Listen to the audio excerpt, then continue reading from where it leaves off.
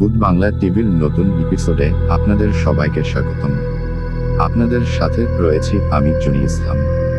আশা করি ভালো আছেন সবাই। আমিও ভালো আছি। আবারও আপনাদের মাঝে নিয়ে চলে আসলাম নতুন একটা সত্য ঘটনা। আমি এই ঘটনাটির নাম দিয়েছি ভুতুরে মৃত্যুর বাড়ি। তো মহাসিন ভাইকে ধন্যবাদ এমন এক ঘটনা শেয়ার করার জন্য। আপনারা চাইলেও আমাদেরকে ঘটনা শেয়ার করতে পারেন আমাদের ইমেল অ্যাড্রেসে। আমাদের ইমেল হচ্ছে bhutbanglatv@gmail.com এ পাঠাতে পারেন। তো যেভাবে লেখা আছে আমি সেইভাবে পড়তে শুরু করছি। কোনো কিছু ভুল হয়ে গেলে ক্ষমা করে দিবেন। তো আমি ঘটনাটি শুরু করছি। সত্যি ঘটনা অবলম্বন জিনের বাড়ি। ঘটনাটি 2001 থেকে 2002 সালে। ঘটনাটি যার সাথে ঘটেছে তার নাম মারুফ। মারুফ তার ফ্যামিলি নিয়ে ঢাকায় থাকত। ঢাকায় পড়াশোনা শেষ করে মারুফ তার ফ্যামিলি সহ চট্টগ্রাম তাদের নিজস্ব বাড়িতে চলে যায়। তাদের বাড়িটি ছিল পাহাড়ি এলাকায়। মারুফ ছিল তখন ইউনিভার্সিটির স্টুডেন্ট। সে মাঝে মাঝেই মুভি দেখার জন্য রাত জাগত। এরকম একদিন সে মুভি দেখেছিল। তখন তার খুব জল পিপাসা পায়। তাদের বাড়িটা ছিল দোতলা সিস্টেম। মারুফ নিচে নেমে ফ্রিজটা খুলে জল খাওয়ার জন্য। ফ্রিজ খুলে সে দেখতে পায় একটি মানুষের কাটা মাথা, যার নিচ দিয়ে ফোঁটা ফোঁটা রক্ত পড়ছে।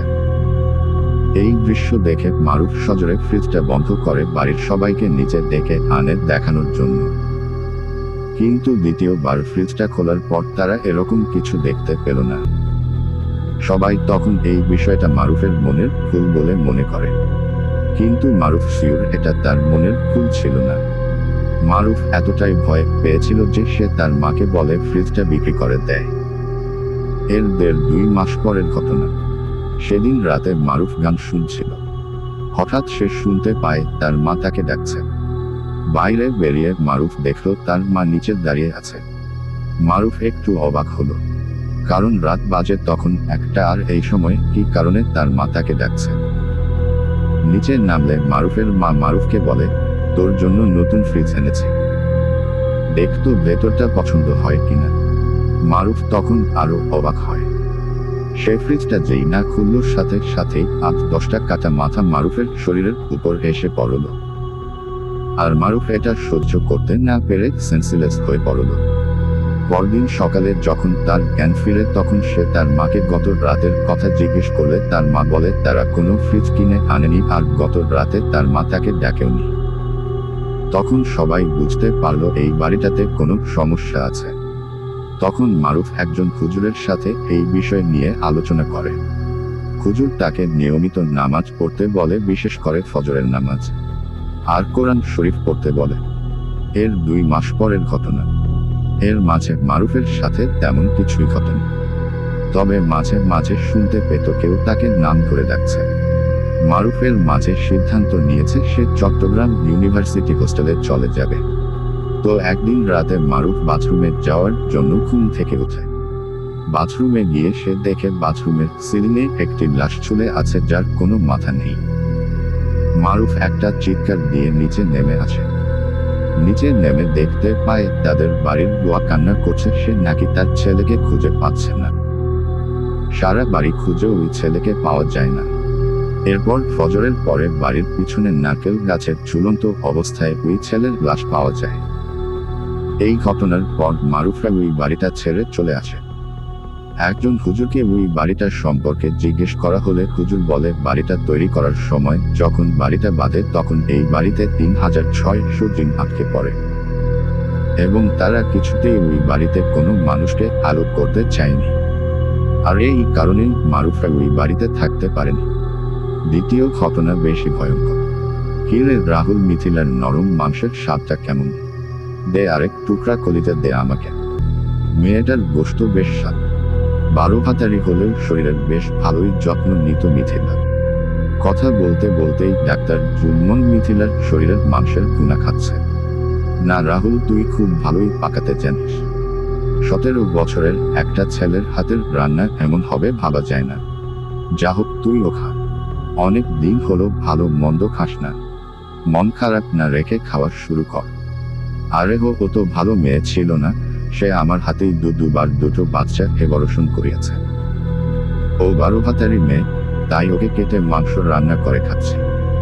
এসব বলতে বলতেই এক বাটি মানুষের মাংস খেয়ে ফেলল ডাক্তার জুম্মন। রাহুল জীবনের প্রথম এই কাজের সাথে জড়িত হয়েছে, তাই খুব ভয়ও পাচ্ছে এসব দেখে। সে মনে মনে ভাবছে হয়তো একদিন তাকেও এভাবে জবাই করে রান্না করে খেয়ে ফেলতে পারে ডাক্তার। কিন্তু একজন ডাক্তার মানুষের জীবন না বাঁচিয়ে তার মাংস কেন খাবে? অদ্ভুত ব্যাপার না? রাহুল চেয়ারে বসে এসবই ভাবতেছে। রাহুলকে কিছু খেতে না দেখে ডাক্তার এখন একটু রেগেই গেল। রাহুল, তুই খাবি না নাকি? তোকে বলছি খা, মেয়েটা দেখতে অনেক ভালো ছিল আর তরতাজা ছিল, তুই নিজেই ওকে কেটেছিস। সবও তো নিজের হাতেই করেছিস, এখন খাবি না কেন? নে ওর রানের মাংসগুলো তুই খা। তোর মতো বয়সের সুন্দরী মেয়েদের নিয়ে অনেক ভাবতাম, অনেক পাগলামি করতাম। তোর পড়াশোনাও না একটা সুন্দরী মেয়ের জন্য নষ্ট করেছিলি, তাই তো এখন মেয়েদের মাংস খাবি। নে নে, এটা মুখে দিয়ে দেখ কত স্বাদ। এভাবেই রাহুলের মুখে এক টুকরো মানুষের মাংস তুলে দিল জুম্মন। রাহুল উপায় না পেয়ে খাওয়া শুরু করলো। কি অদ্ভুত স্বাদ, কিছুটা মিষ্টি কিছুটা নুনতা। রাহুল টুকরোতে একটা চিবুন দিতেই মেয়েটার মায়াবী চেহারা ভেসে উঠল তার সামনে। হাত মুখ বাঁধা থাকা অবস্থায়ও কতভাবে বোঝাতে চেয়েছিল, আমাকে মেরো না, আমাকে ছেড়ে দাও। বাঁচার জন্য যা যা করতে হয় তার কিছুই কম করেনি মেয়েটা। তবুও রাহুল আর জুম্মন মিলে কয়েকবার ওর সাথে খেলায় মেতে শেষমেশ ওকে জবাই করে চামড়া ছিলে, এরপর কুরবানির গরুর মতোই মাংস কুটে ফ্রিজে করে ফেলে। রাহুল আর খাবে না বলে হাত ধুয়ে উঠে গেল। একটু পর ডাক্তার জুম্মন রাহুলের কাছে এসে বসে আর রাহুলের কাঁধে হাত রেখে বলে, জুম্মন, ভয় পেও না আর হতাশ হইও না। আমিও তোমার মতোই ছিলাম একদিন। আমি ডাক্তার হবার পেছনে মানব সেবারই একটা টার্গেট ছিল মনে। আমি এখনো মানব সেবা করেই চাই। আমি কখনো কোনো বৃদ্ধা কিংবা কোনো শিশুকে হত্যা করিনি আর করবো না। কিন্তু এমন মেয়েগুলোকে দেখলেই আমার তারা চিহ্ন বাই করে মাংস খেতে ইচ্ছে করে, কারণ তারাও অনেক তরতাজা যুবকদের জীবন খেয়ে ফেলে। ডাক্তারের মুখে একটা রাগ আর ক্লান্তির ছাপ দেখতে পেল রাহুল। আসলেই এর পেছনে অনেক কারণ আছে, এগুলো রাহুলকে আস্তে আস্তে বের করতে হবে। যা হোক, সেদিনের মতো খাওয়া দাওয়া শেষে মিনিক অফ করে ঘুমিয়ে গেল দুজন। এখানে ক্লিনিকের বর্ণনাটা একটু দিয়ে নেওয়া যাক। পাহাড়ি এলাকার একটা অত্যন্ত নির্জন গ্রামে বাস করত ডাক্তার জুম্মন।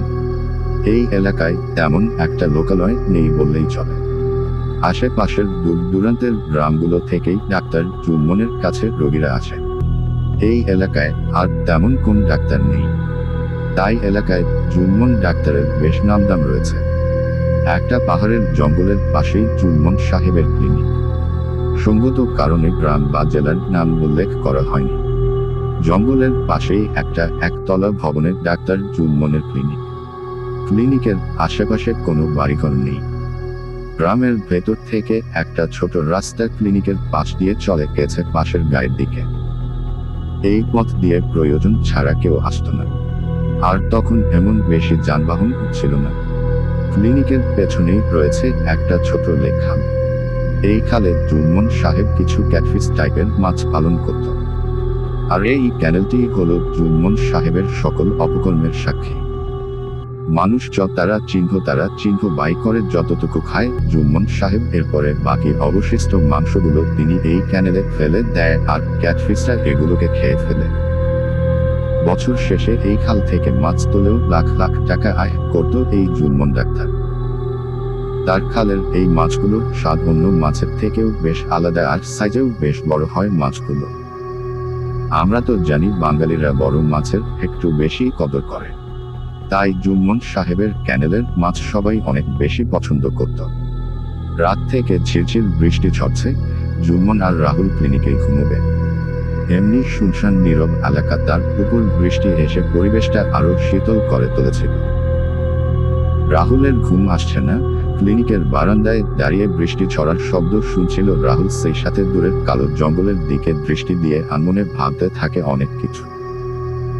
মাত্র কিছুদিন আগেও রাহুল আগাগোড়া একজন ছাত্র ছিল, আর আজ সে হয়ে গেল মানুষ খেকো। শুধুমাত্র অঞ্জলির জন্য আজ রাহুলের এই অবস্থা।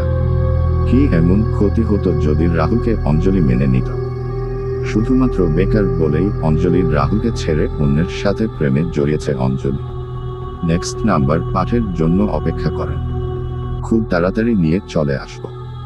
আর ভিডিওগুলো ভালো লাগলেই অবশ্যই চ্যানেলটিকে লাইক আর সাবস্ক্রাইব করবেন। ধন্যবাদ।